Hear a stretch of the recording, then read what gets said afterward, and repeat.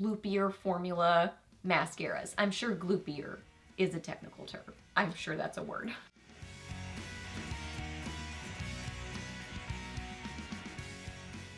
Hey guys, welcome back. So I have got my March favorites here for you today. So what I do in these videos is I quickly go through my overall Friday favorites.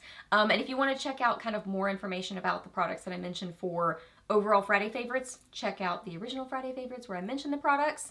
And then I also have other things that I share with you. So either more makeup things, fashion, home, random, skincare, hair care, whatever, just kind of other random favorites that I have for you to share. So that's what I've got for you today. So if you're new here, my name is Leslie. Welcome. I love to do favorites videos, new at the drugstore, get ready with me's, reviews, some home and fashion content, just a lot of fun stuff here on my channel. So if you're new, I would love it if you hit that subscribe button and stuck around for a while. I'd love to have you here on my channel. So yeah, we're chatting about March favorites, so let's get into it. Okay, so for overall Friday favorites, for eyes, I would have to say my standout favorite is the LA Girl Dream Glitter Iridescent Liquid Shadow in, I think this is Sky High.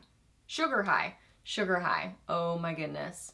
So beautiful. Such a gorgeous kind of duochrome, pinky iridescent shade. These are amazing. I love the formula on them.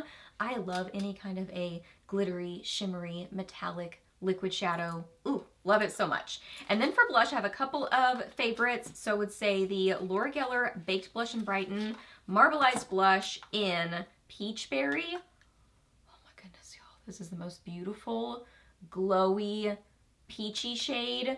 Gorgeous for spring and summer. If you haven't tried Laura Geller blushes, you know my love for them. They're amazing. Another one of my favorite blush formulas is the Persona Super Blush formula. So good. They sent me this new shade, which is Bubble. Oh my gosh, that name is adorable. I love the back of it. You can see the color. This looks real scary in the pan, but it is a beautiful bright pink on the cheeks, but still very wearable. It doesn't look this bright on the cheeks. It's a lot more just kind of a wearable pop of pink. It is so good. Those are pigmented, blend well, wear well, both of them. Great blush formulas. They pair well together. They're so good. Really, really like this Flower Beauty Spotlight Liquid Highlighter in Opal. Oh my goodness, this is so pretty. I'm sure it looks familiar to you. The packaging, price point is great on this. They are blendable. I did find that the shades that were not ideal for my skin tone did kind of accentuate a little bit of texture. So for me, I find that it's important, this is what I found, is that the one that matches my skin tone the best look the best on my skin. So I like Opal specifically for me, but I really, really like this, especially for at the price point.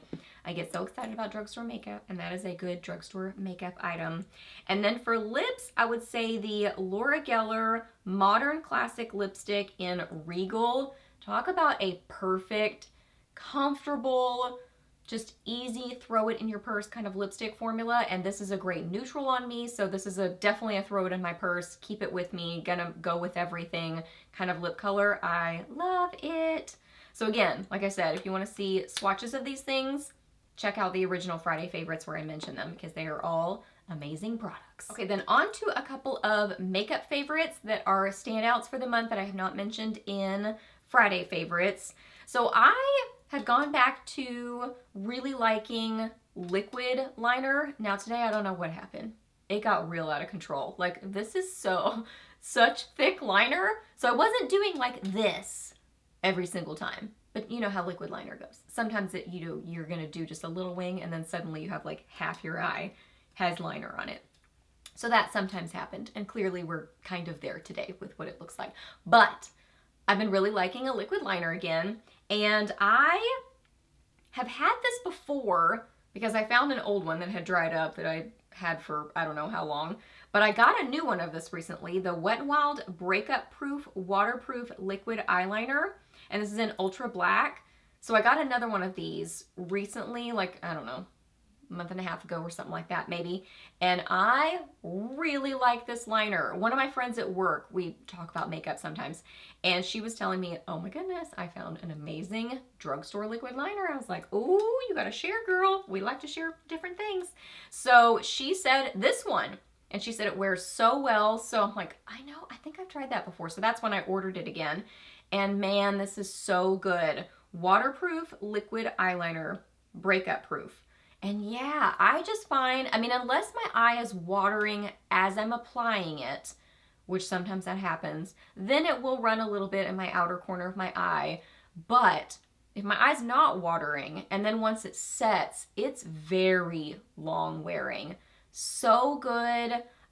Great kind of applicator on it. It's that in between. It's not a felt tip, but it's not a brush tip either. So it's my favorite kind of applicator where it's kind of right in between. It has a little bit of bend to it, so you can get good precision, but it's not too bendy where it moves everywhere and it's hard to work with.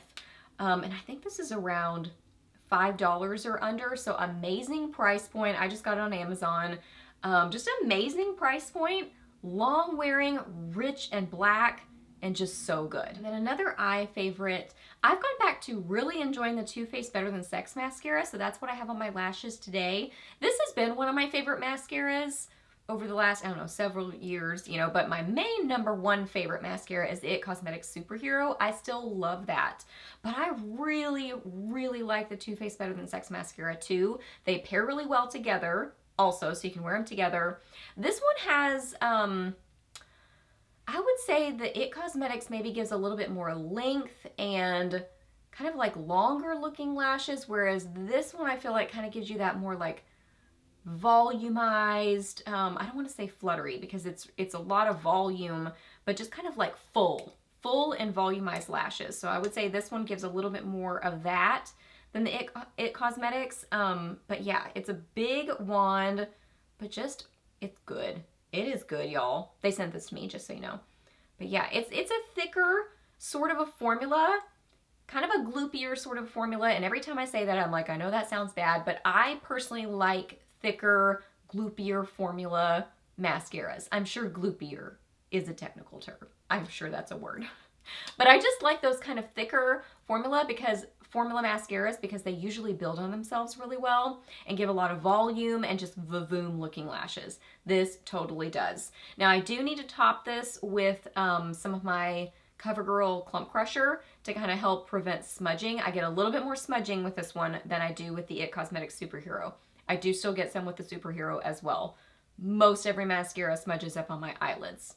Almost all of them. So I just top it with a little bit of the CoverGirl to kind of like help seal my lashes, and that seems to help. It's so good. Okay, a fashion favorite.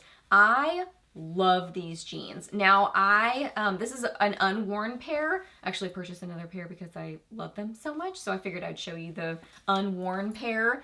But these used to be called the Cigarette High Rise, but now they have a different name. Let me pull up the different name.